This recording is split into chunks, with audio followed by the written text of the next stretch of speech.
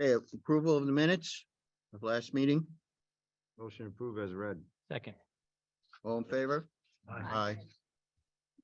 Next on the input is the public input. And we have two people that wish to speak on items regarding the agenda.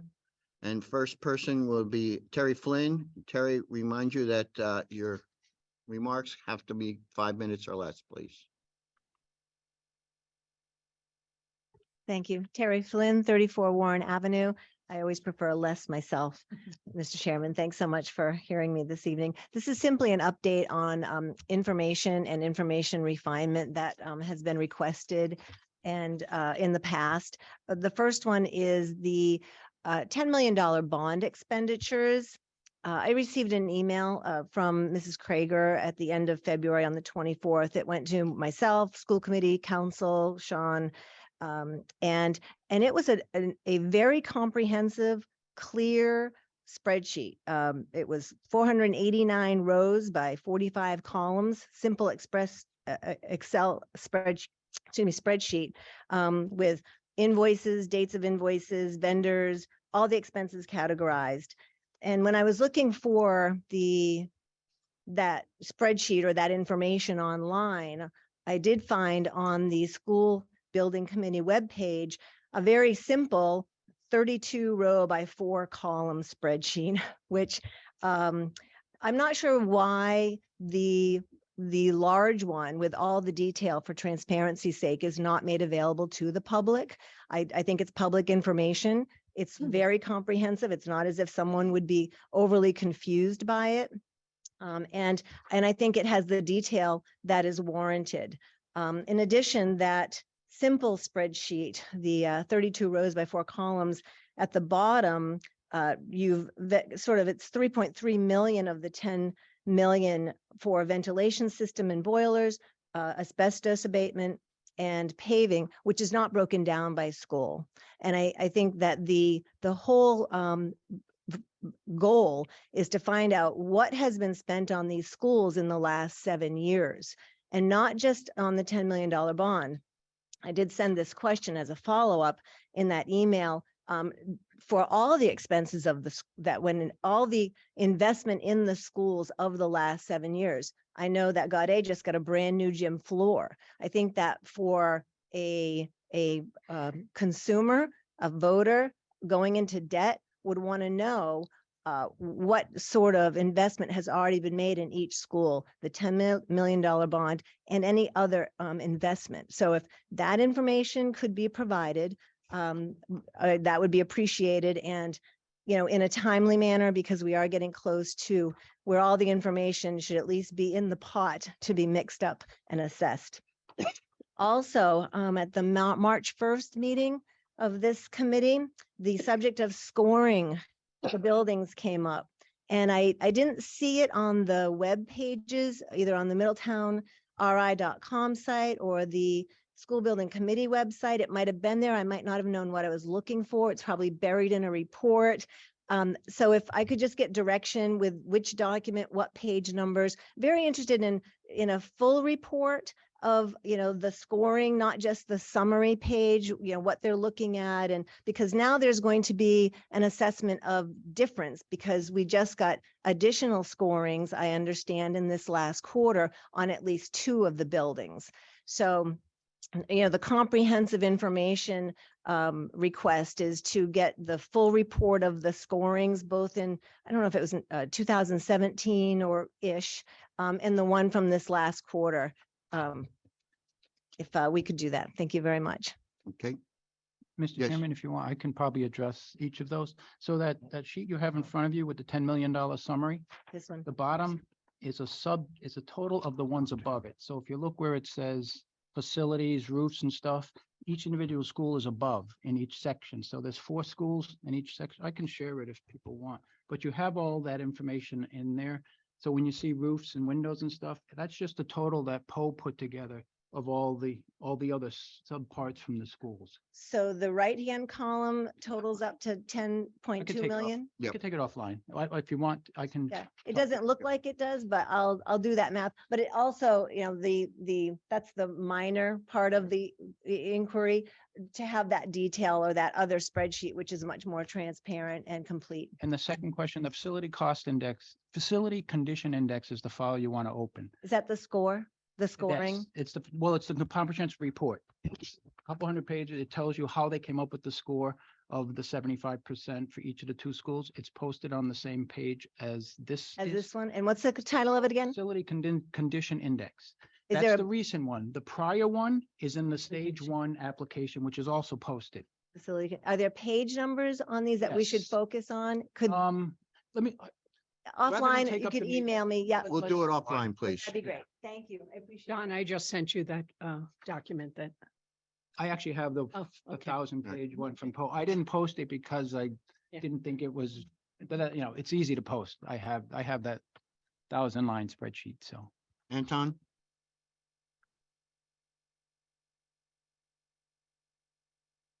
Thank you, Anton Viveris, 45 Bayview Park.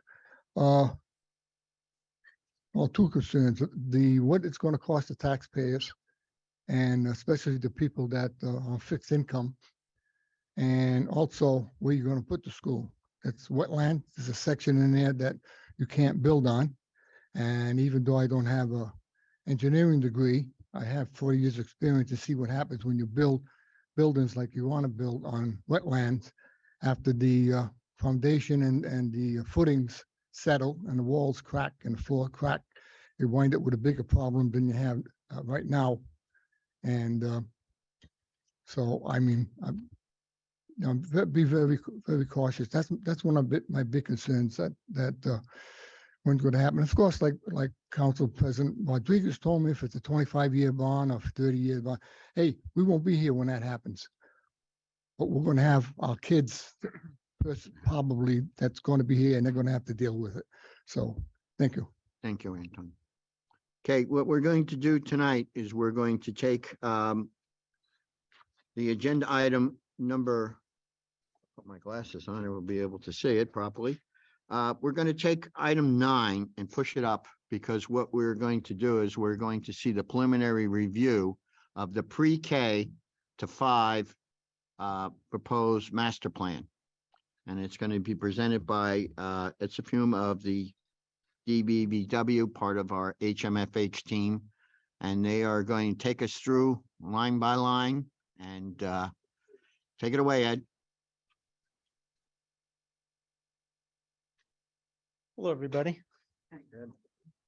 Nice to see you in person. Yeah, better than a little picture on the corner I of read the it. A screen. while. Good. I just wanted to kind of give a brief intro before we get into it. This is what we think is one of the leading options to solve this issue relative to what's in front of us. We've tried to develop it in a multi-step approach to give the town the most flexibility to actually enact it. We did not include in this analysis, just to kind of go back, if you remember the last referendum for the 2 brand new buildings. The second piece to that was a brand new pre-K 5 building. Clearly, that's still in the mix, but how it fits sort of, we just wanted to put that to the side. It's a little too complicated from our perspective, but it's still an option. The other option, which we did not study, and we'll get into the reasons why in a few minutes, is the other thing you could do is just fix the 3 schools the way they sit currently and let them continue on. That poses another problem, or round of problems, but that is another option. So I just wanted to say that before we get into it. Bear with me here.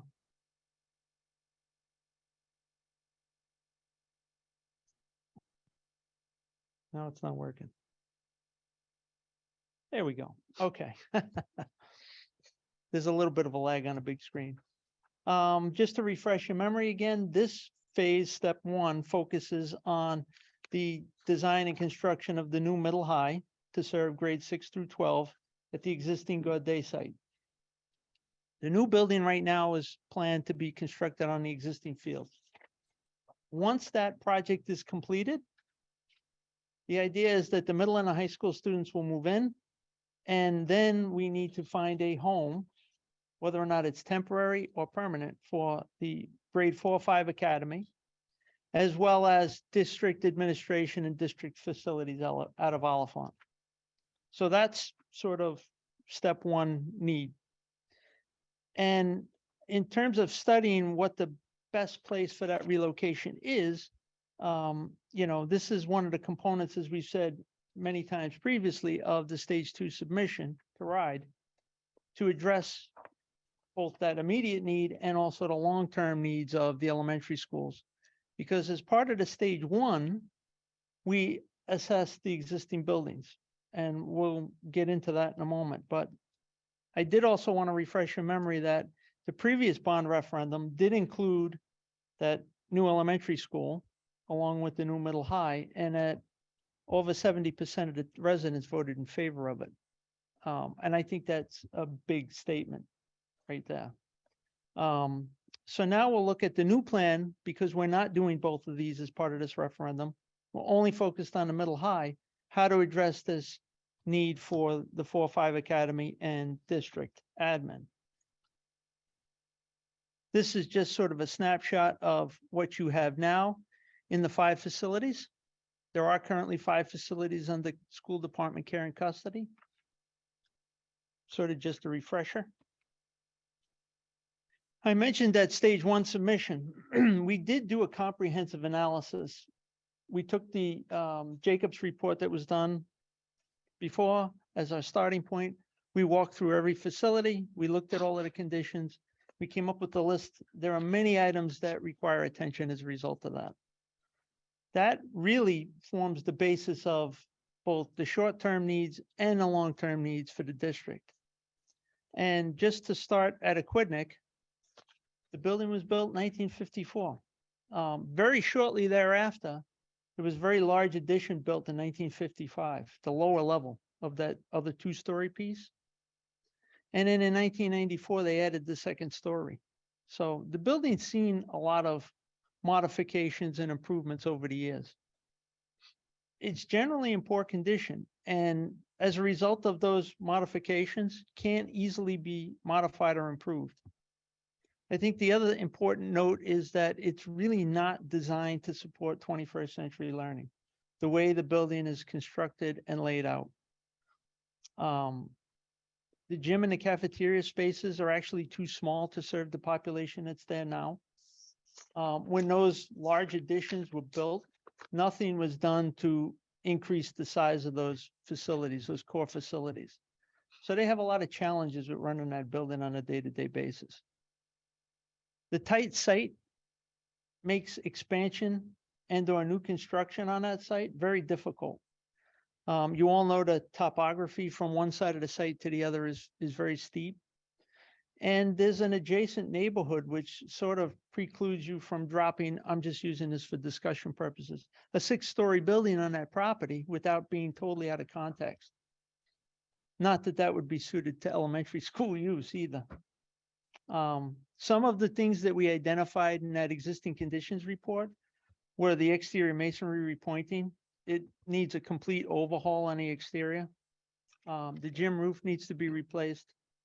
There's many ADA and code upgrades throughout the building that need to be addressed. I mentioned the cafeteria already. MEP infrastructure replacement. That's all the systems, the mechanical, the electrical, the plumbing. Some of those systems date back to the original construction. Some were improved segmentally over time. And then the abatement of the VAT tile flaws and the replacement associated with it. You can see some of the pictures of the spaces here for those of you who aren't familiar with the building. And the plan, as I said, and I'm just going to step aside, this was that wing that was added almost a year after they opened and then doubled in '94. It's a tough building. Jumping over to Forest, we did the exact same assessment there. The original building was constructed in 1957 with a large two-story addition in 1994.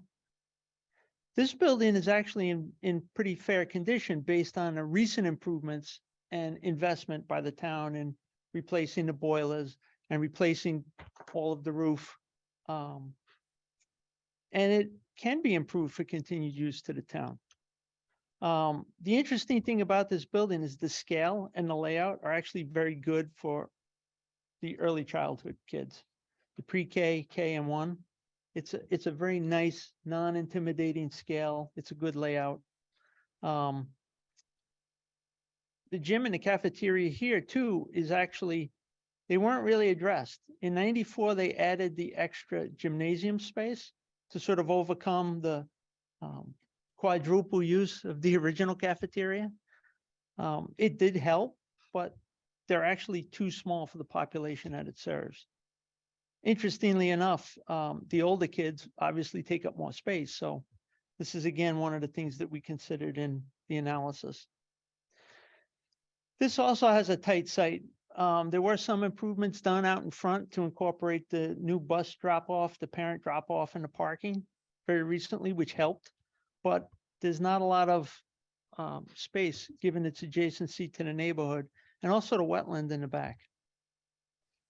We did point out here that the building does need chimney repointing, which is fairly minor, window replacement. The 1994 wing, the ephes needs to be repaired and improved. Sealant joints need to be replaced. That also has ADA and code issues in the building as well. We mentioned the cafeteria. And again, here, the MEP infrastructure has been replaced, as I mentioned, the boiler, but some of the electrical infrastructure, the toilets, the original plumbing that's still in place needs to be addressed.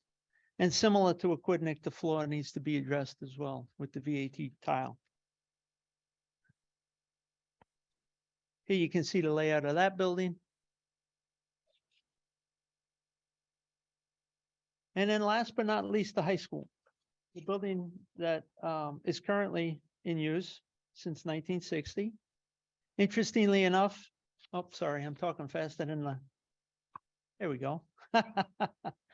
It was built in 1960 as a junior senior high school.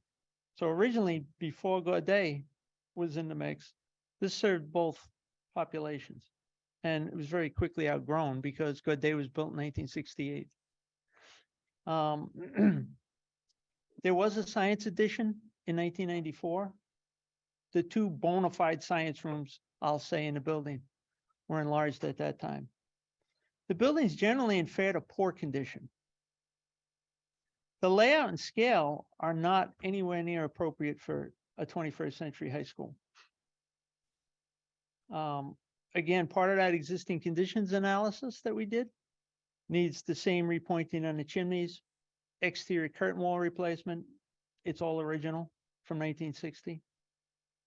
Roof replacement at the cafeteria, gym entry, library, and science wing. There was investment done previously to replace a good chunk of the remainder of the roofs, which is the reason why that building's still habitable, quite frankly. Column enclosures at the gym and the cafeteria need to be replaced. All of the exposed structural steel around the perimeter of the roof needs to be addressed. The toilet rooms need to be renovated. Same issues with ADA and code throughout. This building particularly has more MEP infrastructure needs than the other two do because the boilers were replaced over 20 years ago. The piping is all original from 1960 and has failed for the heating. And every year gets chased for spot repairs. There have been some investments recently for fresh air in the building, which is a plus. The utility tunnels need to be abated as well. Same floor as the other two buildings. And then exterior things that are just worn down over use and time, asphalt pavement, curbs, sidewalks, retaining walls, guardrails, things like that.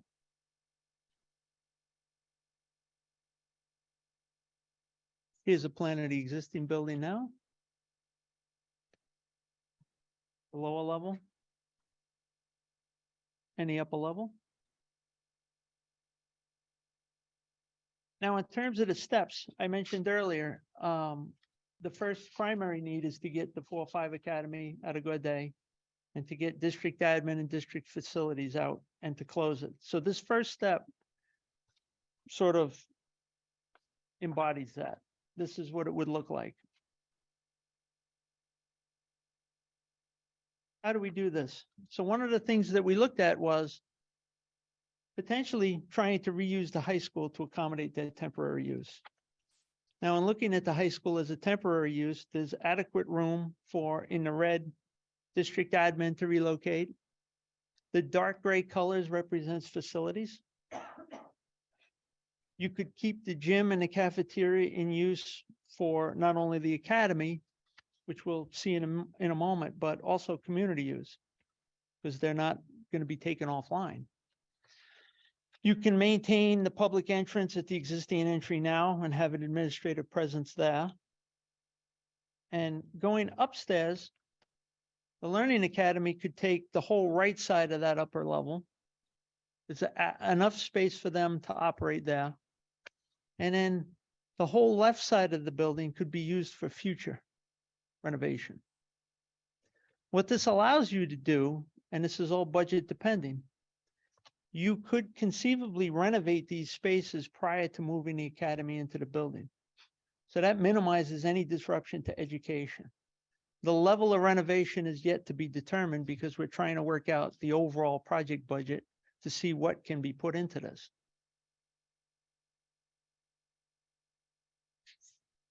Step 2 is where it gets a little bit more projected. So if you've made an initial investment to bring them over on a temporary basis, we said, well, gee, what's the possibility of reusing the high school long-term? And looking at it as I said, a set of building blocks. So any money that's invested is built upon rather than just tossed to the side for a couple of years and then, forgotten. If you reimagine the high school building as an intermediate elementary school, there's enough space in that building to accommodate grades 2 through 5. Forest Avenue could potentially be repurposed as an early childhood center for pre-K to 1. Now, you heard all of the things that were wrong with the building. Now I want to tell you some of the things that are actually desirable. The high school building and site actually do have value to the town. While they're not educationally up to snuff for high school, it is actually well suited to elementary school. That plateau actually allows you to have both the lower level and the upper level with direct on-grade access, which is great for elementary kids. The building actually can be reinvented with thoughtful design and renovation. You can see some pictures here. We did some examples of some other projects we've worked on before and after. The top 2 pictures are the before and the bottom are the after, given renovation.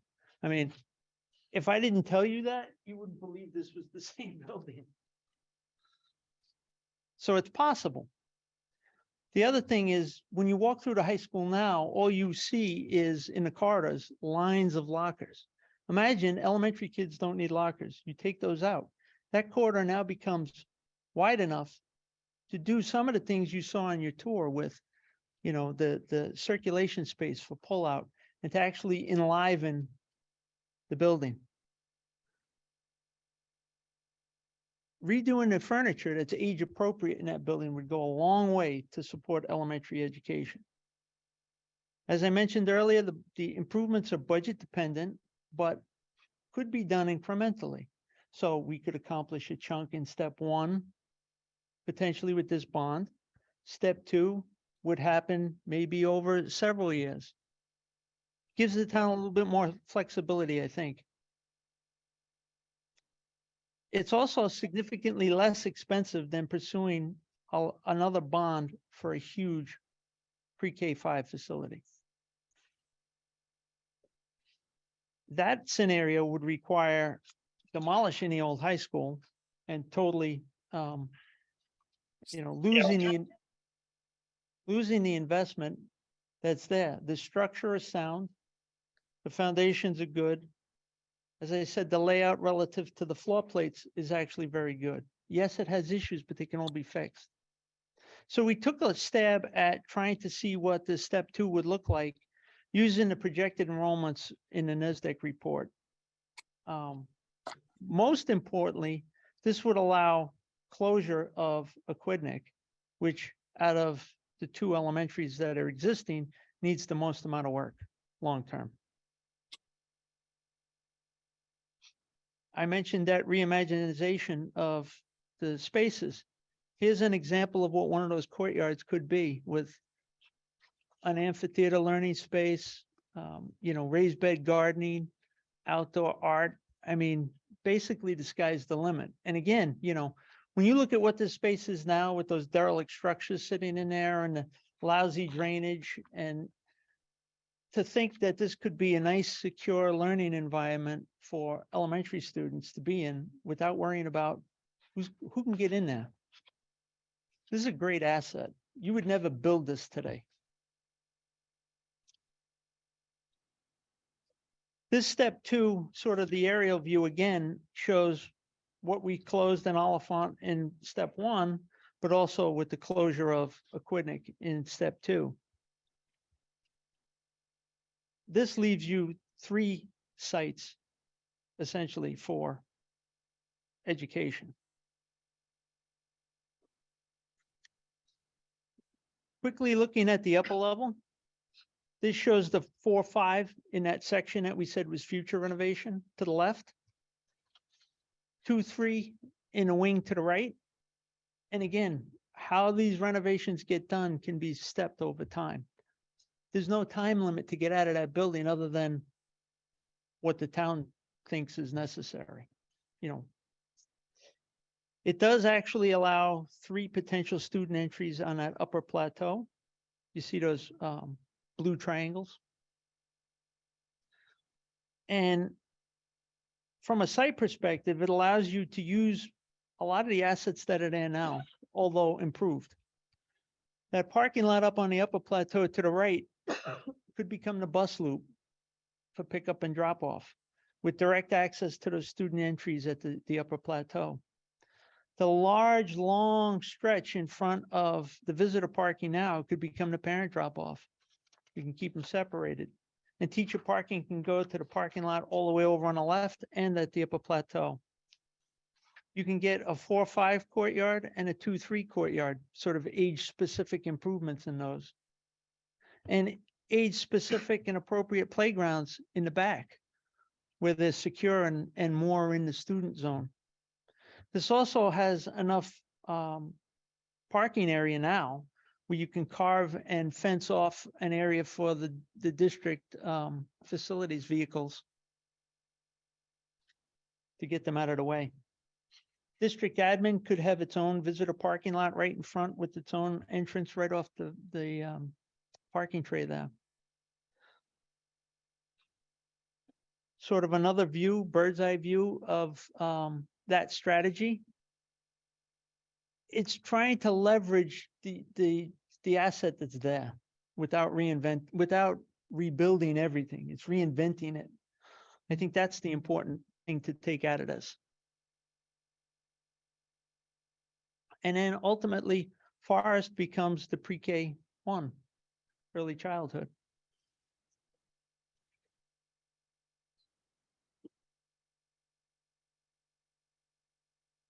Step 3, which is much further down the road, allows the town the opportunity to consolidate all of the elementary school on one site if they desire.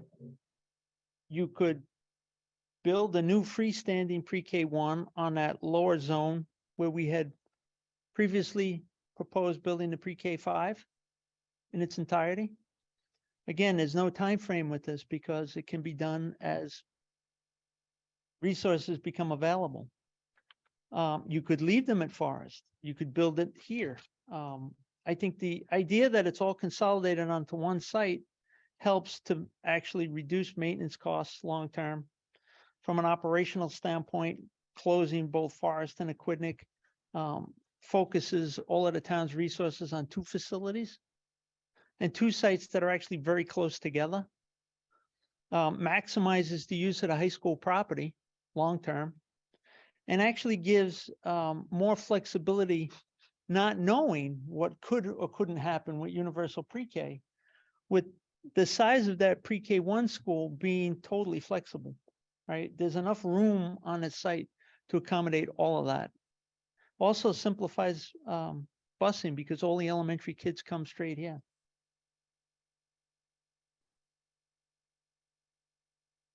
And I've said a lot. Any questions? Comments? Right, Tom? So, and I'm just, the heating system always bothers me. Right? So those tunnels underneath. And certainly not efficient. And, how would you go about that? If we phase it in? Is it possible to break the heating systems up into sections of the building to make it more efficient? Yes, that's what we'd be looking to do. So that existing infrastructure, all that failed piping would basically just be removed and abandoned, depending on where it is. The stuff in the tunnels could be abandoned. And as this is, I went back to the slide. Hmm. As this is renovated by wing, you could isolate new systems in each wing and deal with it that way. Because the building's not going to be fully occupied, you only have to maintain minimum heat in those areas that are sort of future use. I can see that as a possibility, as long as we were looking for something more efficient, and that makes more sense. The gym and the cafeteria are great spaces, so I think that's a good thing to hold on to if we can.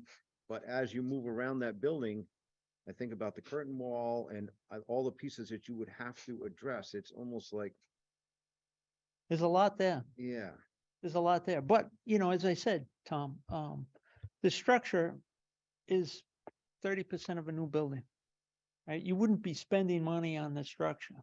So you're going to save that right out of the gate. There are other things on the site when I'm going the wrong way. the Bear with me. courtyards, like you said, are a great asset. They're great assets, but like the pavement that we're showing here, it's all there now. All you need to do is strip it and re-top coat it. There are other things that need to be addressed, but we're not really reinventing the wheel with that. It's not like a totally new site that you've got to do all this stuff from scratch on. I know you don't know the numbers, but in my head, I'm trying to, if 4 and 5 have to go somewhere, right? So if they go in that upper, social studies wing, upper left, I'm gonna they go, still have to. back. Interim is different. And the interim is different than the final Fine. plan. No, that was. Yeah. That's the interim. Oh, the interim, they stay to the right. They end stay to up the on right. left. They Okay, end but up on the left. even so, they have to eat lunch, they have to take gym. So is that even possible with $20 million? That's what we need to find out. And I don't want to use a number because I know, but I'm just, as part of this process, I'm gonna sort of take another step forward with this. We're developing the program and the conceptual design for the middle high.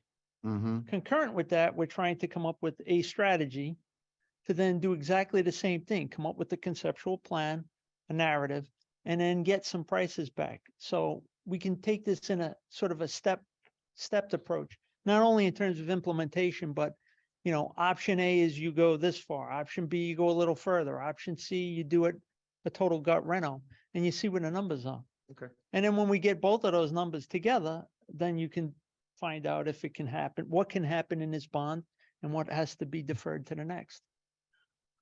A question, maybe Poe could answer this as much.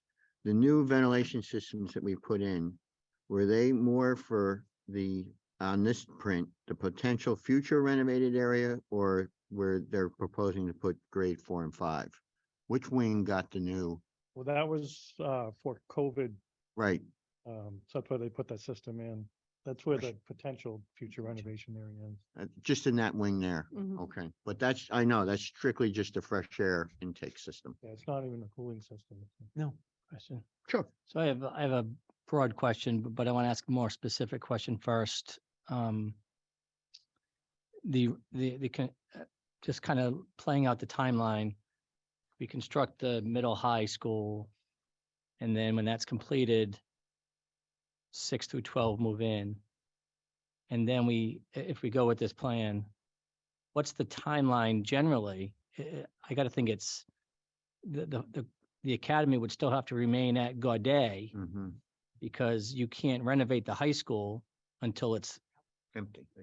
empty. This is part of the planning process, but you actually can do that. If this is the path that everybody agrees with, you have at least 2 summers worth of time to do renovations to this that aren't age specific.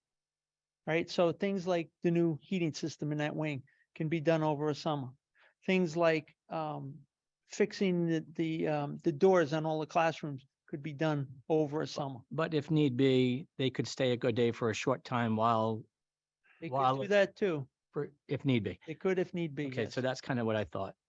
The bigger picture is I know we have to do this exercise for obvious reasons because we're going to be stuck. How far, and Tom mentioned 20 million, we don't want to talk numbers, but that's what we've got. That's what's in the bond now. We're So- trying to prove it all out. That's what was originally stated, and now we're in the Okay, so- process of proving it all out. That's what it is. So I guess It might not be 20, is my point. okay. So the bigger question for me then is, as part of our application stage 2, we have to include a plan for this. And how far do we have to go with this? I mean, that's what how much effort other than Yep. this is all conceptual, and I think generally we don't have much of a choice here. If we take it to conceptual level, the way we've presented tonight, and you decide to do this first step, as I said, we go through the menu options. Which level of renovation are you going to be able to afford for this first step? That's the extent of it. And then this plan gets submitted to say, here's the long-term plan. We need to come up with some ballpark in terms of a time frame to go along with it, but it's not set in concrete. But that's part of RIDE's requirements for us Part of the to, requirements For our stage 2 for application. the district, which is, right? Because the meat and potatoes of this first phase is the new middle high.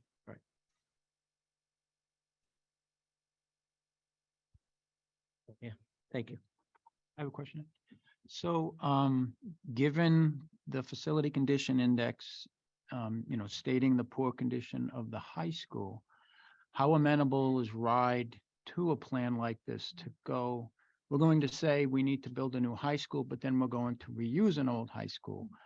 Do you anticipate any concern from RIDE The or? biggest reason that they didn't like the option of renovating the high school as a high school was because it was fully occupied And right, also and- it didn't meet the educational need. and it didn't meet the educational needs. Now, once the building is unoccupied and you deal with the high school and the middle school as 21st century learning in a new building, this becomes a different exercise.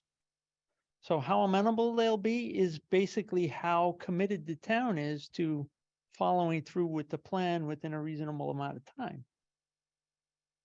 So this first interim step, this step 1 to take the 4-5 academy in here. If you do, the barest minimum to get in there and then do nothing for 10 years, well, clearly that's not furthering the plan, Right. right? But if you set up a plan to sort of peck away at it, if you will, right? And then say, okay, and then step 2 is going to be, I'm just throwing out a time frame for our discussion, 10 years out, 7 to 10 years out. How do you further that, right? I mean, that's what it's all about.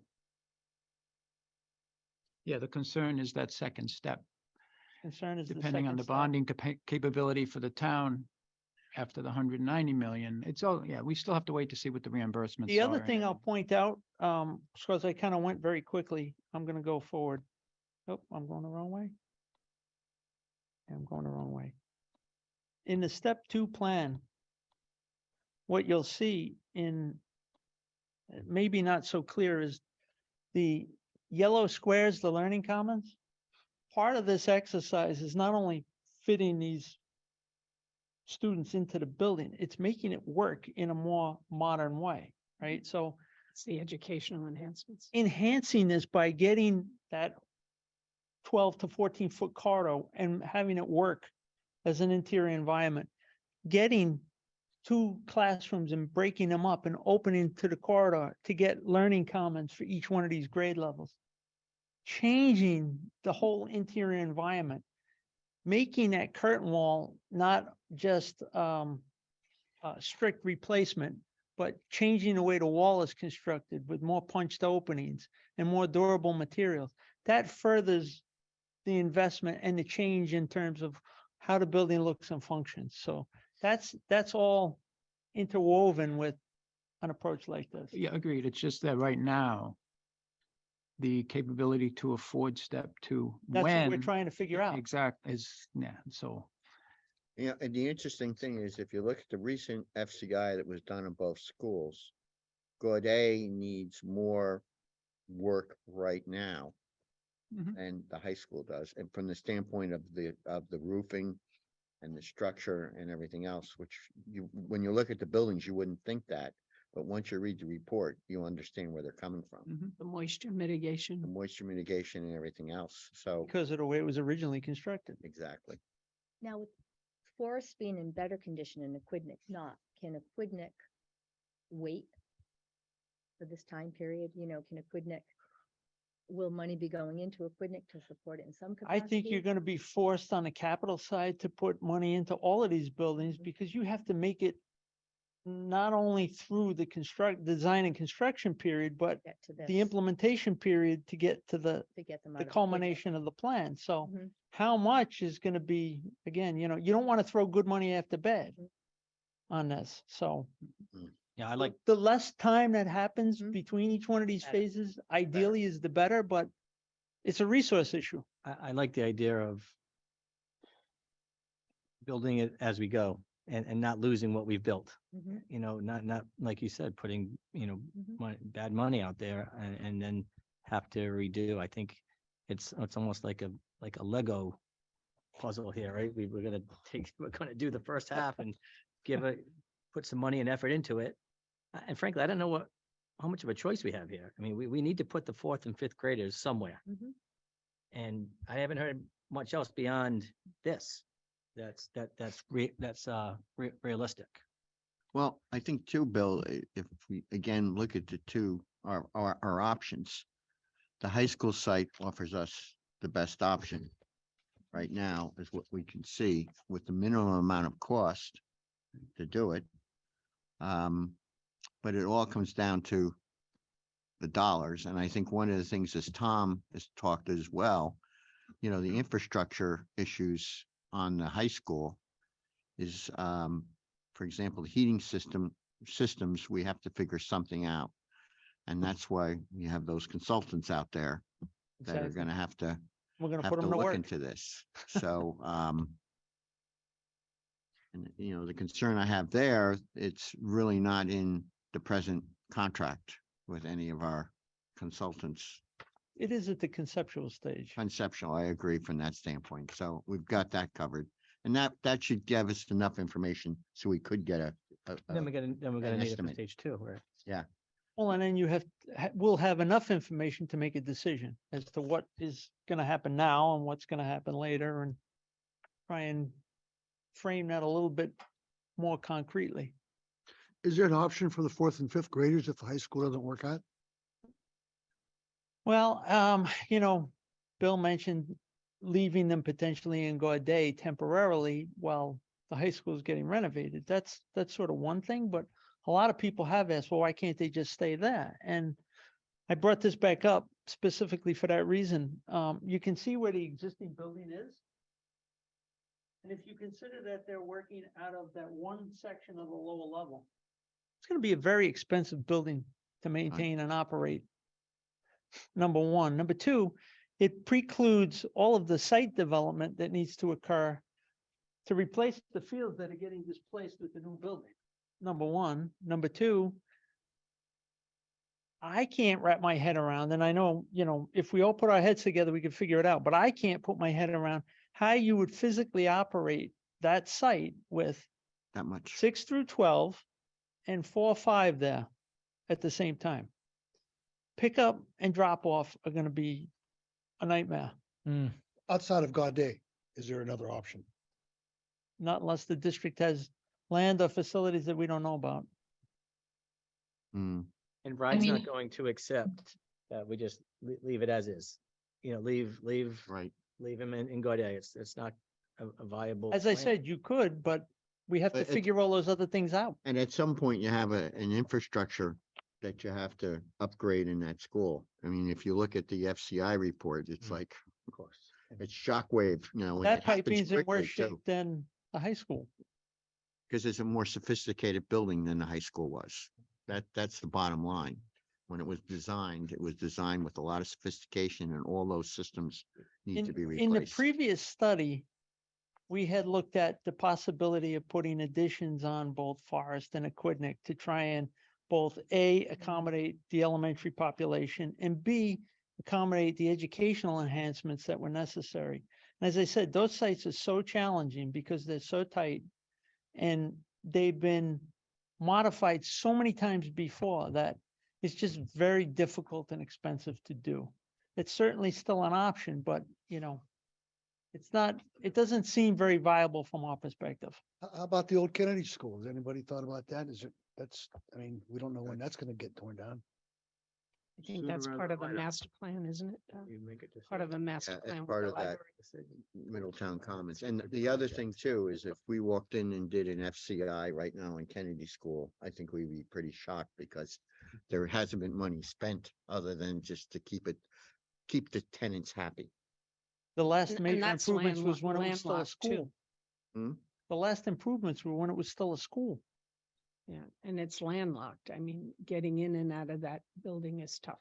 And it's on a very busy road. Mhm. And the town's a lot closer, we think, to completing the town project over there, that's a big part of it. Ed, can I ask a question about Forest Avenue? If we're thinking of that being a pre-K 2 site, the idea is, I'm hearing out there a regional preschool program. Would that site be large enough for a regional preschool No, program? it wouldn't. No. That building is big enough based on the projections that we use from the NESDEC report to accommodate pre-K, K and 1 the way it exists today. Mhm. If regional pre-K or universal pre-K came into it, there wouldn't be enough space. Yeah. And same for Aquidneck. Same for Aquidneck. High school site, the lower plateau of the high school site, that last slide there. Yeah. That's a long Ah. way out. But there's Mhm. your flexibility for a Right. comprehensive. That it'll take a second. There's a lag. I can see it faster than you can. There we go. This gives you the flexibility long-term to decide what you need. You have If it does definitely- go regional, if it does go universal, that building can be as big or small as it needs to be. Is there a section of the high school? I thought I heard Doug say there could be a section of the high school for universal. It's the site. It's It's the site. a new building. The high school site. Yes, it's a new building. There isn't enough space inside that existing Mm. facility. I think previously we had the pre-K back in the, Mhm. what I call the turnip field, Mhm. up in what would be the upper right corner of the high school site. Oh, Originally, that was a project. My only concern with having all the elementary there is the volume of traffic. Fortunately, the police station is right across the street, so that helps, but hang out there at 2 o'clock on any weekday, it's brutal. I had the fortune of going to a meeting at Gaudet last week and coming 5 minutes before dismissal. I kept going. Smart. But the nice thing here is you do have the long entry drive by pushing another road out to connect. You can get better flow within the site. I think there's enough opportunity to get the traffic onto the site as opposed to having it back up onto the road. But obviously that requires a lot more study and thought than just There's- this. There's a couple. of diagram. issues- There's a couple of issues that Paul and I have discussed. Thank you. For that particular area of the new road. That's got some real issues, but that's so far down the pike, we really don't need to discuss it any further. There's It's a not, it's not possibility. a slam dunk, I No, can tell you that. no. It's got some problems. There's a lot of issues down on that lower section of the site. Yes, very much so. Played soccer there for years. Any other questions, comments? Yeah, what's the next step? Like, what's the next iteration? Well, the next iteration, one of the things that are being planned is it's being introduced to us today. Our next meeting, we would vote on what we want to do. The school committee next Thursday is going to be getting what we're getting for the first time. And then we have to move on through all the way to the town council, because I'm sure the council wants to have an approval on this as well. So that's why we need to keep moving along on this process. Right, so it's scheduled for the school committee and town council already? No. Is that the plan? So just the discussion for the school committee On the i- 20th. is, what was discussed tonight. Okay, And then the next step would be for the building committee to vote on a plan, this path or a iteration of it. And then it would go to the school, you would recommend to the school committee at the May meeting. And then the school committee would recommend to the town council. So we're Right. looking at probably an Yeah, early I'm just June. concerned about timeline, right? We have to get a stage 2 by June 15th, right? I mean, we have to. Let's make sure we have things scheduled and, That's one of the problems we have to look at is the schedule. right, And one of the things that I look at is the two milestones that we have to look at before we can even get into that stage 2 application. We need 2 forums. So therefore, we have to make certain that when we go to the public in each of these forums, the first forum, correct me if I'm wrong, Rosemary, is basically to discuss the education plan.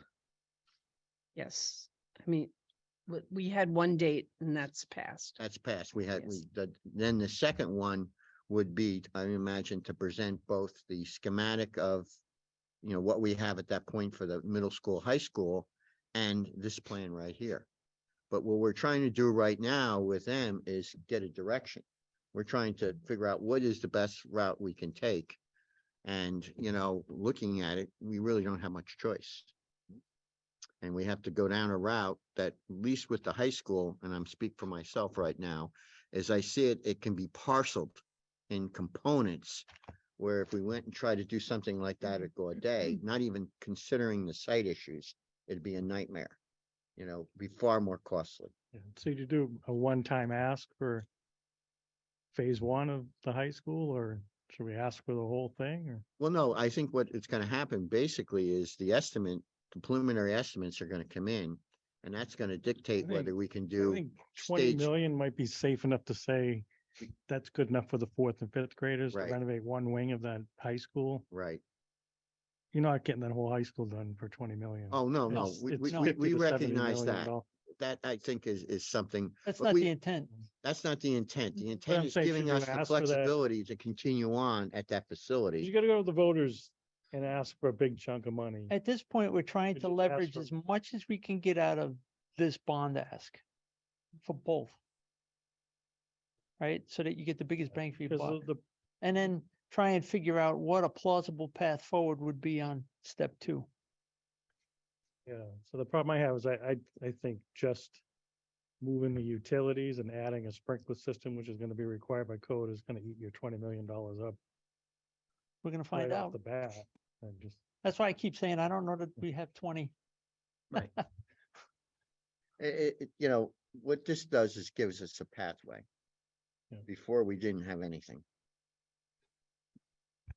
Because for me, I was always thinking in my mind, well, I know it's a tough site, with Gaudet, looking at it, but then once I looked at the FCI and looked at all the things that were gonna be necessary, it's not workable.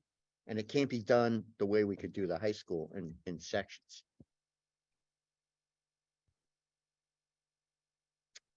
Any other comments? questions?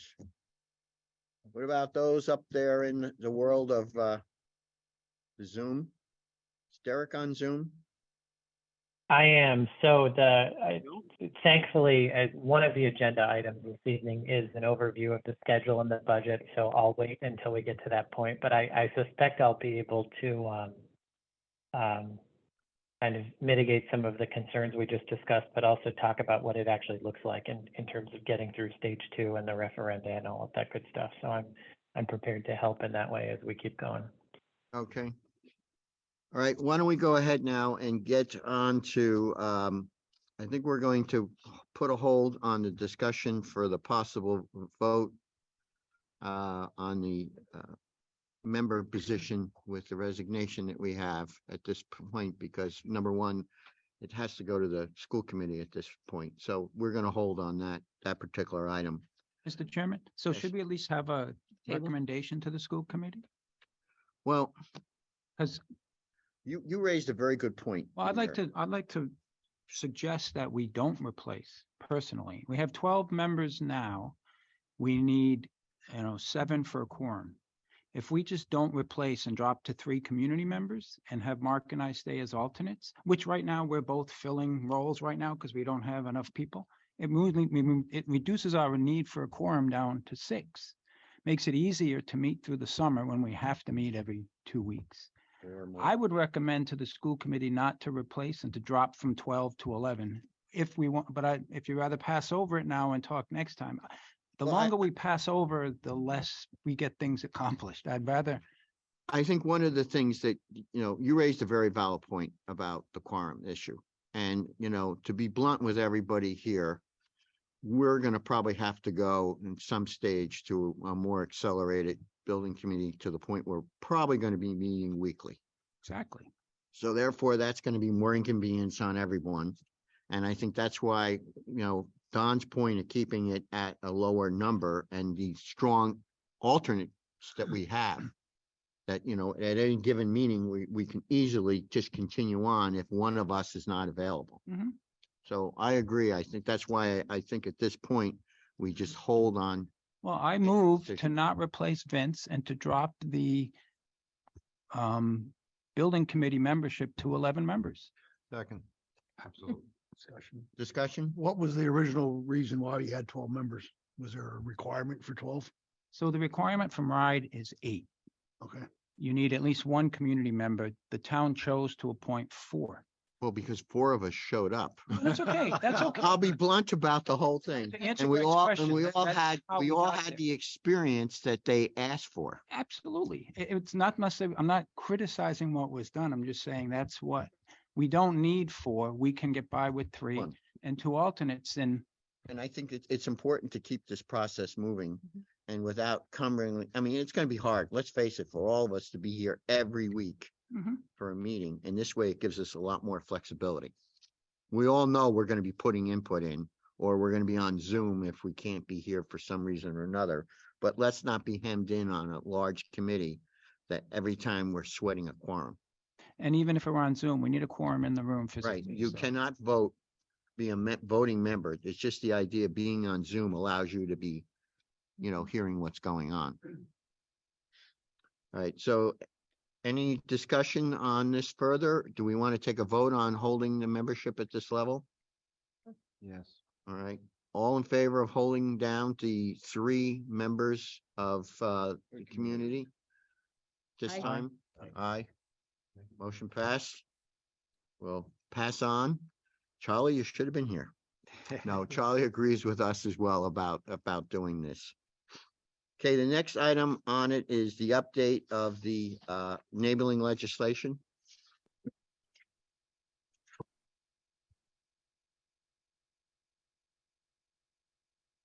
The General Assembly is on break, so there's no progress really since the last meeting. So starting next week, I will start working with our consultant, meeting with leadership to make sure the bills start moving forward. One change that the council will consider Monday night is a change to the $190 million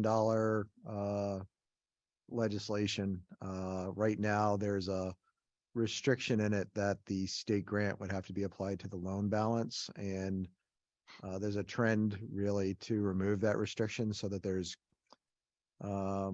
less risk that you run out of money for the project. So we've talked to bond counsel. I'll talk to the council about that, but that will, like I said, from a managing the risk standpoint, it's not something that we want to exercise, but we also don't want to be in a position where we're $20 million on the project short. Also tonight, you heard the discussion about the, what the plan would be for PK through 5. So having that flexibility built into the borrowing makes more sense. So that'll be a discussion. And then maybe the last thing I'll add, and it's in the memo I sent you, there's a bill that was introduced from Pawtucket. And what Pawtucket is suggesting is that Ryback issues the debt for Pawtucket's, for the state's portion of Pawtucket's high school project. And what that would do, so for the state, it would reduce the cost because Pawtucket has a high cost of borrowing. But the other thing it would do is it would take the debt and put it on the state's books and not the cities. So if we did the same thing, we'd be able to probably get about $15 million of debt off of the towns, in those debt ratio calculations, which would help us with the debt ratios and potentially reduce our cost of borrowing. So there's a lot of background to that bill, but there isn't a reason not to try to piggyback on what Pawtucket's trying to do. So that's another issue I'll be talking to the council about Monday night. Okay. But everything remains favorable, so Right. I have no concerns. Well, it sounds like what's being, things on hold is for a good reason, not for a bad reason. No, and just from a process standpoint, so what's going to happen when they come back from break is leadership from the House and Senate will sit down with their budget priorities, and this is where it all comes together. So this is the next weeks will be where the work is. But again, everything's positive, and we were able to get out quickly and get a lot of communities in the state interested in the bills that we had proposed. So because they will also benefit. As far as contracts, we're all set. I believe so. Okay. Derek's online, so if he has a anything Yep, different. yeah, no, as everyone knows, town council approved it. The actual documents are being circulated for signature. I was in touch with HMFH about their insurance requirements. So that's, everything's basically just gonna get signed and put in the drawer. So we're in good shape. Okay. Okay, next on the agenda is the review of the high-level schedule with key milestones and budget milestones. Great. So I'm going to share screen for this portion of the meeting because I knew that you can all see that, correct? Yep. Looks like yes. Okay, good.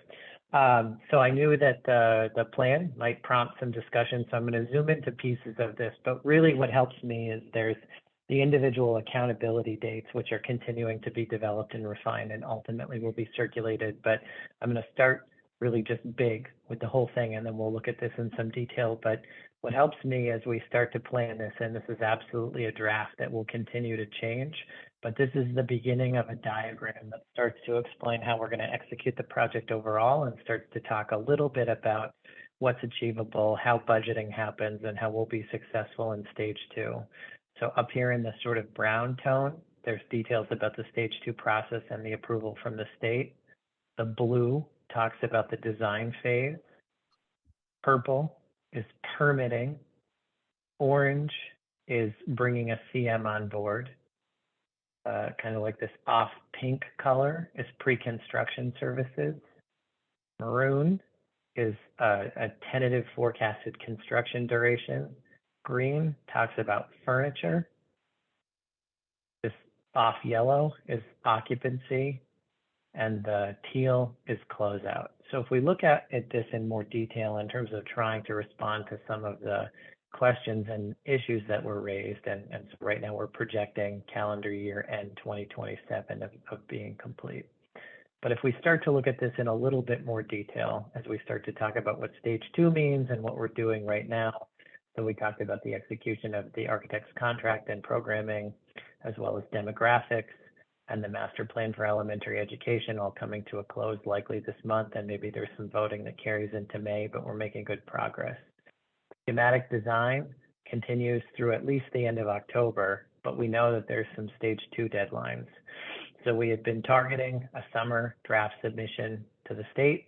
And so I've widened that to be over a 3-month period, expecting some back and forth. And then I've also indicated that there's a hard deadline in September that we must hit.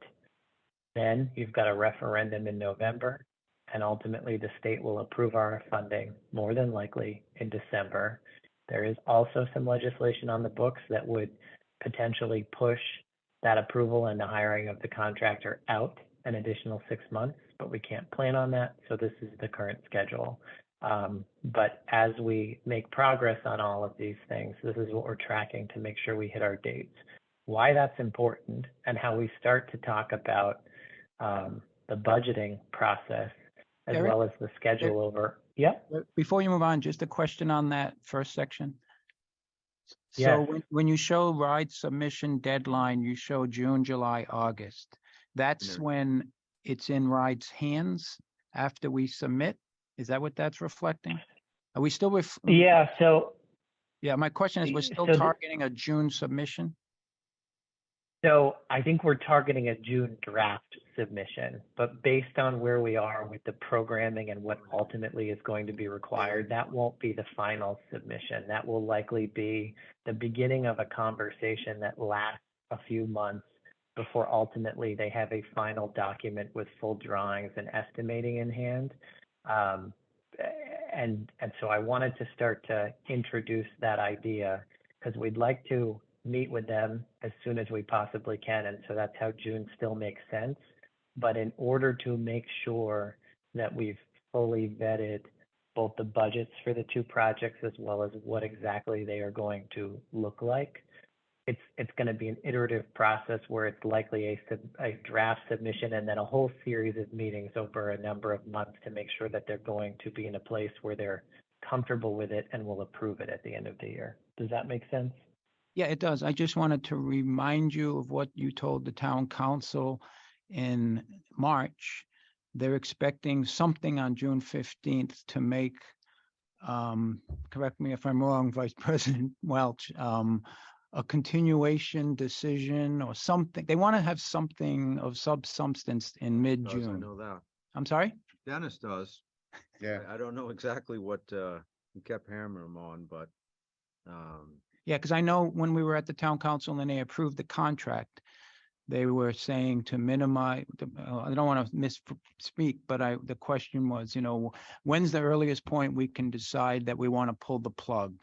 I don't want, don't quote. I didn't- Right. Yeah, I think that's They good. wanted to So let me check in jump in in there June. though. They just wanted to check in June on the, preliminary side, the yeah. project status of some sort, because when we had originally put a high level schedule that Matt LaRue put together, it said initial stage 1, stage 2 submission, June 15th. And that's what they saw Yep. and latched onto. So that just wanted to be Yeah. clear, that's all.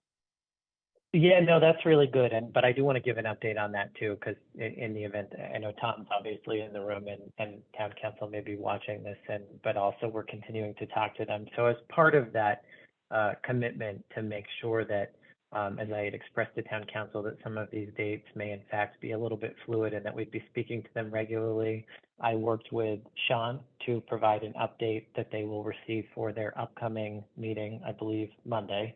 And that will continue to be the case going forward, where I either, maybe every once in a while very formally, but even when not very formally, informally, we'll be providing updates to town council. So no one should ever feel like they don't have the information they need or are surprised that, that's something we're going to continue to do is provide them progress updates. But it's a great comment. Yeah, Just thank you. wanted to Yeah, make just, sure we folks want to knew that avoid that any was happening. surprises. Yeah, no surprises, right? And that's part of why I wanted to put together this diagram, because the other thing that it's going to start to talk about is, so in kind of very loose terms, what I tell clients, and I suspect we've had this conversation in Middletown, but I'll say it again as part of the budgeting process, is in terms of how we came up with the 190 million, people will likely remember 170 of that was the middle high school and 20 was elementary ed, and we focused a lot about that earlier this evening. Those numbers still need to be refined, but within those numbers, 70% of each of those numbers are going to be attributable to hard costs, 20% to soft costs, and 10% to contingency. So final budgets are being developed based on what's being drawn and designed and programmed. But as we go through the schematic design process, which sort of mirrors what's happening with stage 2, and then even continues beyond, because after we get formal approval from RIDE, we'll have a formal resubmission of the schematic design as part of their approval process, and then we go into design development. There's estimating that happens now, and we may back this up even prior to August. There'll be sort of informal estimating happening all the way along. But this summer, there'll be very formal estimating prior to the September deadline. And like I said, as we decide that plan, there'll be estimating going along. We then check it again at the conclusion of formal SD and the end of the year as we go out to a contractor. We check it again at DD, and we check it again when construction documents are ready to go. So the budget is being developed now based on the decisions that are being made, but there are going to be a whole series of informal over the spring and summer, and then very formal check-ins in terms of managing that in terms of a budget control perspective.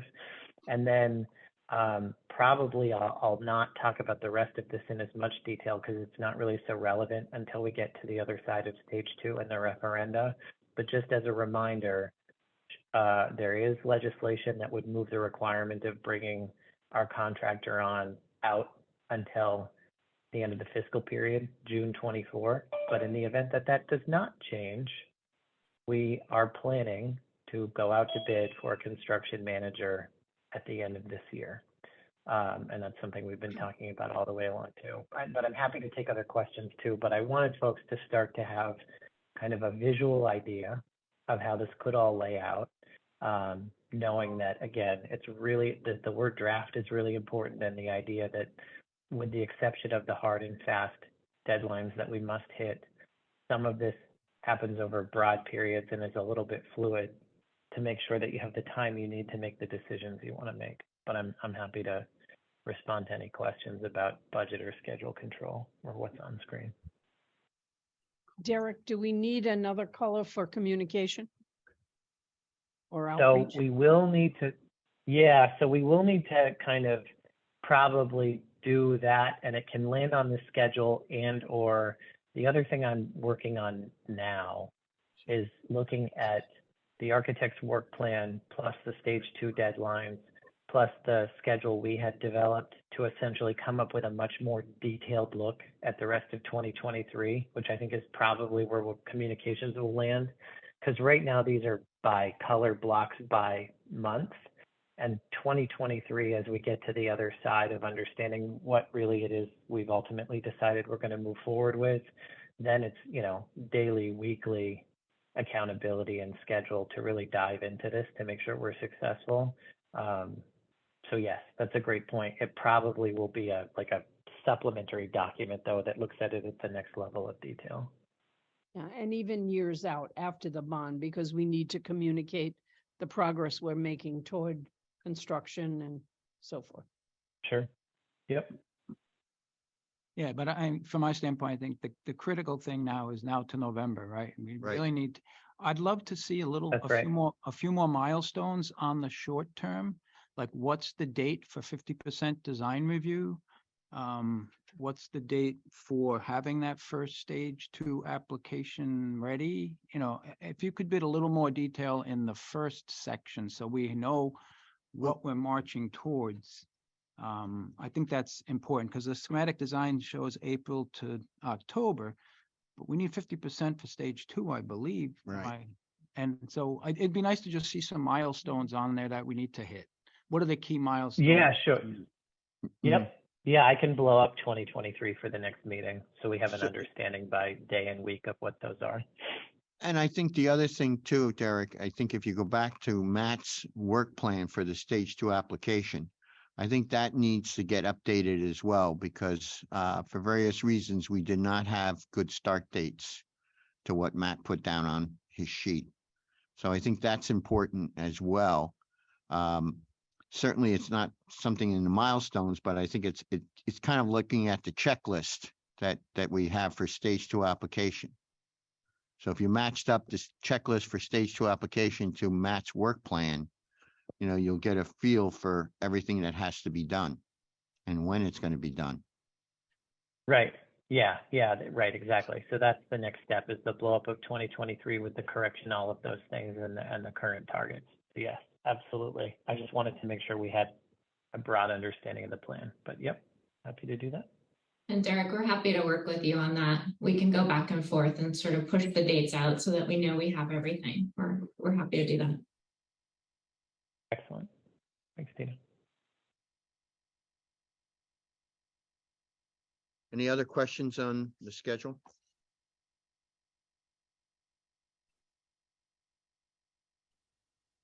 Okay, Derek, you're going to send that on to us. Yep. All right. Matt will. Are you going to give us the, okay, thank you.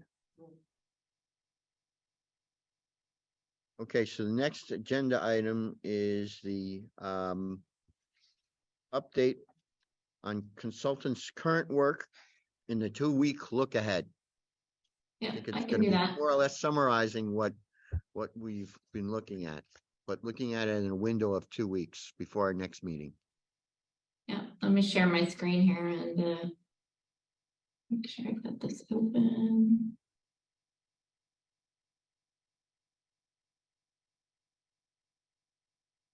Are you guys seeing my screen? Not yet. Okay, Coming. how about now? Okay, That's the one we want. that's what we want to see. Great. All right, so this, like you were just asking for, Ed, this kind of pushes out some of the dates that we originally had on the work plan. So the first chunk of the schedule is really focused on the design and what's going on now. So we have gone through all of the different teacher focus groups, and we have one left at the middle school. So that's going to be next week. We're finalizing the demographics report. So we got an initial draft from them, and we met with, Rosemary and Jeff and Billy and Manuel this morning to go through that. And we have some questions for the demographer. So we have a meeting scheduled with them next week to go through that. And then we'll bring that to you all so you can see where we are. We are working on the SPACE program, which is basically the educational specs. And we are, going through piece by piece, how many spaces are in the building, what size of those spaces, where are they going to be located. So we've been diving into that in detail, and we'll be ready to present that to you maybe at the next meeting. So we'll take a look at that. We have started to develop the conceptual layouts for the new middle high school. So even though sometimes these things show up on the work plan as happening in a sequential manner, a lot of times on projects, they happen all at the same time, just because that's the way, the ball bounces. And so all of that is in progress still. And then, you've seen sort of the pre-K through 5 option that we've been looking at, and that work will continue. In terms of the consultants and things going on the site survey, the aerial mapping was done, and so they have the raw data for that, and they're going to be doing some more, layering on of the pieces for the survey. So that'll be the next 2 weeks. The geotechnical borings are going to happen this week, so we'll have that information.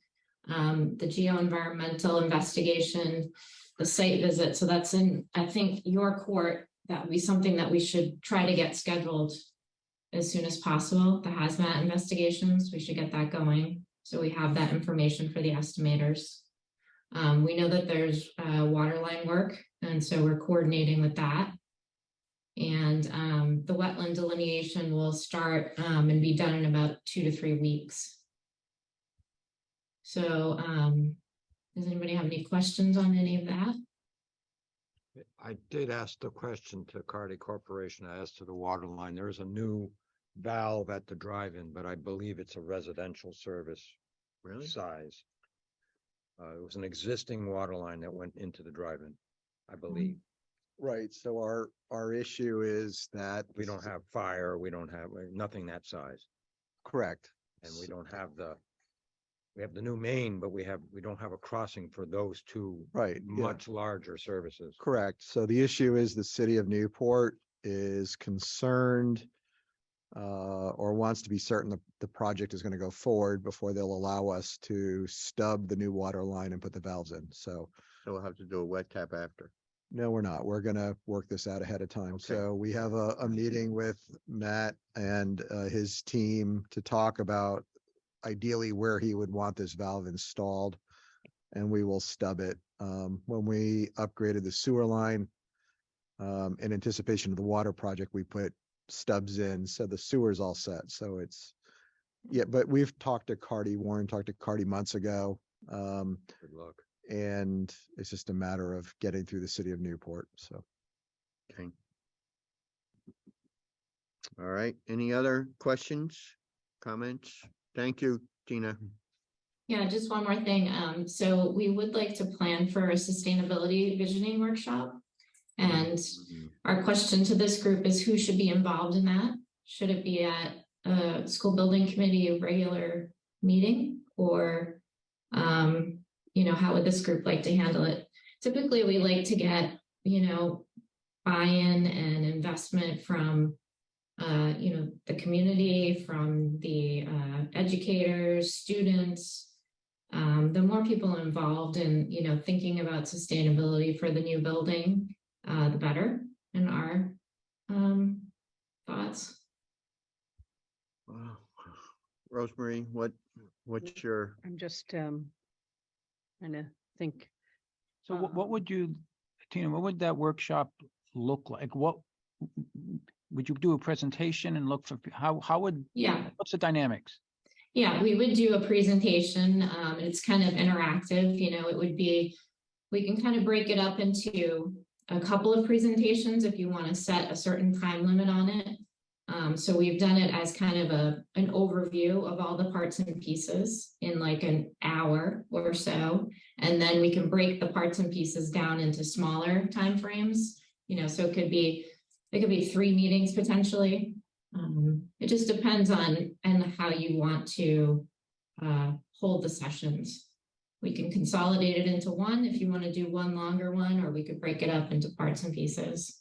Maybe an offline conversation, maybe Ed, Rosemary, Sure. School committee. We just have to- a green team club or whatever. Yeah. Should be part of this. so, and Our this is something students. we should probably get done prior to any community forum. Well, this will be a community forum. Yeah. It could be. Something done here? Is this something you do here, or would you do it at a school? How do you usually, or what are some ways that you've done it? Yep, we've done it all different ways. On COVID, we did it online, which is not quite as good, but we've done it, at a town hall. We've done it in the school that we're working on. Whatever is most comfortable for you all. I mean, it is a good time to reach out to the community, to people who are, interested in the sustainability aspects of the school and the project, to get buy-in. Hmm. And you all can think about it. Yep. And if it's helpful, I could send you our presentation that we typically start off with, so you can kind of see it in advance. That'd be great. That way you could start thinking about who might want to go. What thought just crossed my mind is if we did it in our next meeting, after our next meeting, meaning, let's say have the meeting at the high school. And so we would have a building meeting before it and then have this after it. And who wants to attend can attend, from our group. But what I'm thinking about is the fact that you're bringing our consultants, I'm just trying to save money. Yeah, and I just need to, now's the busy time with all the activities Right. going on in the school. We have testing the next 2 weeks at the high school and finishing up. So I need to mesh those. All right, so Tina, we'll have to get back to you on that one, but Sure. quickly. Yeah, absolutely. And in the meantime, I'll send you a draft of what we typically use as our first presentation with the group. And we can do some offline conversations about it too. All right, and you'll forward that 2-week look ahead for us to put into our website? Yes, All I right, will thank do you. that. Any other questions? I'm thinking the community forums, not only the sustainability, but what has Manuel learned or what have we learned from the surveys that have gone out? That needs to be shared with the community. Yeah, but that would be more from the standpoint, does Manuel have sustainability question in his? I don't, Manuel, we didn't have a sustainability question, did we? I don't think so. We actually did, just one question, and folks are asked to prioritize whether, how important sustainability is as part of this project. So we can report on that, certainly. Maybe this could be like a kickoff to community forums and make this as the first one. And yeah. All right, so we'll have to get back to you on a date, but we're certainly gonna scramble to come back with this one. And did you say we needed 3? Did you? She said she can break it up however. we Break it want. up. Okay. Yeah, let me send you what we typically cover and then you can decide, is an hour too long for folks, what the time limit should be, and then we can kind of devise what the presentation will look like. All right. Okay, Can Manuel give us a little update under this? well, he's a consultant. Yep. Manuel, Yeah, sure, of course. Happy to do so. So I think since the last time I saw you 2 weeks ago, we were in the midst of our high school teacher focus groups. We have since completed those and pretty much had every interested teacher participate. We may have missed 1 or 2 that just didn't happen to be there on the day that we were meeting, but had really, really great participation. This last week, we were able to meet with the half of the middle school teachers. And the next meeting is scheduled for next week. The meeting last week was the kind of core classroom teachers, and the next week will be the co-curriculars. So a lot of great feedback. Again, similar to everything else that we've been doing, we've been kind of assembling that information, distilling it, and preparing to be able to share it out. In addition, I think you all know that we launched the survey shortly after our last meeting. As of this morning, we had about 150 participants in that community survey. I'm certainly happy to keep that open and we can kind of push that out a little bit more. But we can also plan on reporting on the input on that at the next meeting if there's interest in that. okay, thank you. So Ed, I also have some updates on what we have been working on in terms of the design. So I don't know if you want to have me continue with that at this point. Just give us a quick update on it, please. Sure. Let's see here. All right, can you guys see my screen? Yes. Okay, so we've been translating that space program that I was talking about, the ed specs, into program blocks. So we have all the pieces of the school set up. And we're at this stage right here where we're testing different organizations on the site. Let's see here. So right now we have, and these are very much in the preliminary stages, but we just wanted to make sure that you knew that we were, moving things forward. We are looking at, sort of a Saugus Middle High School like concept. on the site. And it breaks down, you know, the middle school on one half, the high school potentially on the other, and then shared pieces in between here. This option does put the gym on the second floor like Saugus did, and, you know, we may be able to work out a scenario where we could have some access to the fields from the gym on that upper level. It is, you know, when you compact the footprint like this, right now we're showing 4 stories for high school and 3 for middle, but I think if we stretch this out a little bit, we might be able to get the whole building down to 3 stories, which would be, I know, preferable to most folks. But we are, you know, starting to do these very conceptual layouts of the program at the same time that we're working with the educational group to make sure that we have all the pieces of the program and they're the right size. And, you know, we're looking at a couple different options. This one does have everything on the 3 stories. It has an option where the gym is sort of in the center of all the academic spaces. This is more like our Winthrop Middle High School. And, you know, that footprint kind of looks like this. We sort of cropped it down a little bit. But you can kind of see the Gaudet School here adjacent to the school. But we wanted to let you know that things are moving along and that, you know, in the next couple of weeks, we should be able to get into a more detailed presentation with you after we get through the ed specs with our group next week. Does anybody have any questions? Nope.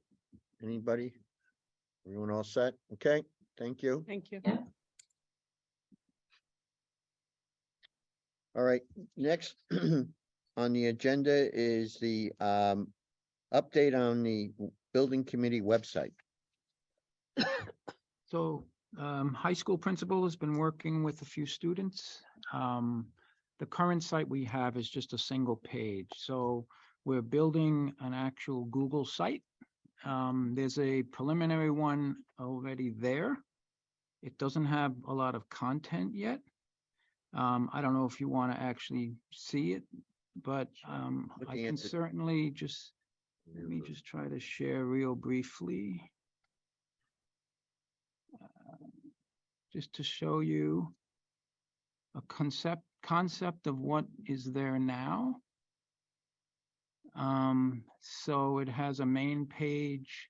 What we're doing now is just basically a Google site. We're putting a bunch of tabs across the top so you can drill down to specific information, you know, the mission statement, the different, we have all our meetings, some information where we can post the schedule, are the project teams there. You know, it's just in the construction phase now, but it'll give us a lot more flexibility in the future. We hope to have it complete for the next meeting. All right. So I'll let Principal Heath, I don't want to steal his thunder, so I'll let him do the formal rollout next time. Okay. That would be But accessible. it's shaping up and we hope to replace the existing one with something much more comprehensive. All righty. How would we Thank you. access that? What we will need though at some point is, I'm trying to compile frequently asked questions. So when I get questions from the public here, I've been capturing every single one of them so we can form responses. When someone asks about wetlands, we'll have an answer. When someone asks about the 10 million, we'll have an answer. So I have a list, but more input we can get from the committee in the future, the better. And If I there are think it would- concerns out there, Chile has done a Q&A as well. right, Have you seen that? I have not. So just, you know, as questions come up, we can share the facts. You know, I think that would help because of the first public person speaking tonight. It was about accessing yeah, information. well, we're trying to be as transparent as possible and have as much information and make it easier to find. I understand that she was having a problem finding stuff. We can't do very much with the existing site, which is Right. why we're building a new website. How do you access the new one? I can send out a link. Would- It's, Wouldn't Is be it through attached to the town or- MPS or so we're going to replace the existing link that's on the school committee. It'll just go to the new Oh, page. So if okay. you know where it The is same now, place. it's gonna get replaced. The other one's going away. So you don't need to find it. But if you want to see the one that's not ready yet, I can certainly No, send out. I'm all Okay. set. Thanks. In a couple of weeks, we hope to have the new page replace the old. Okay. Okay. Okay, an update on the live broadcast? So we can definitely do live broadcasts. It's not an issue. We have to set it up as a webinar. Okay, There's some downsides to setting it up as a webinar, but we can do that. all right. And that's the wish of the group. Is that what school committee does now, or? No, we're not live. Oh, you don't do Tape, live no. school committee? Yeah. Ah, okay. Yeah. What- The thing is, there's a pros and cons. So what are we gonna lose going into a webinar vice recording it and people going back on and looking at it in the future? People could zoom in if they wanted Right. to, if they Right. request it. Mhm. But if we go live, you're saying it would be a webinar, and that has some, That has some limitations. and what Yeah. limitations are we talking about? I don't recall what, I don't know if Tim can answer that either. He's over in the corner, but So maybe I'll what have we could David. do is just have Dave or whoever's doing that to give us what Any those guidance. limitations are, huh? Get the guidance from Right, yeah. maybe Okay, Dave. so maybe next time we'll. Yeah. Mhm. all right, and update on a communication plan. Don's been working on it, trying to get everyone in sync. And I think one of the things that Don's been also working with Colliers a little bit. And I think that's something that's in process that we need to keep moving on. Well, what Do you we've have done. any update that you want to share with us? Well, basically what we've done is I've reached out to all the consultants. We know who the contact names are for each of the companies. So it's all currently on our Dropbox.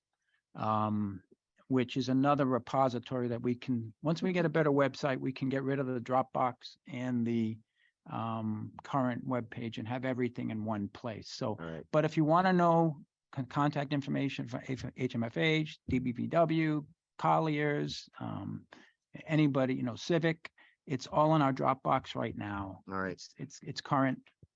One of the things that my thoughts were, maybe it's because of my previous life, is the communication plan that somebody like Kiki, for example, won't even have to think twice. It's a document. This is who should receive it. And I think that's something that we need to tailor this thing to. So there's no question that everybody's going to get the information. Yeah, so I've aligned with Kiki on who the distributions lists are. So we have a single distribution list of communication from the committee, which is school committee, town council, consultants, and all of us. All right, I guess your question is, should everybody get everything? Different conversation. Right. That's like, for example, one of the things I did last night, or yesterday rather, is I sent everybody a copy of the preliminary because I knew it was important for everybody to see it. And I didn't want them to see it, for the first time tonight. Nice. That was helpful. And I think it really helped us. We knew what Ed was going to say to us and we could appreciate the complexity of the problem. Okay, as far as action items pending, I unfortunately left my list at home. You were in the same boat?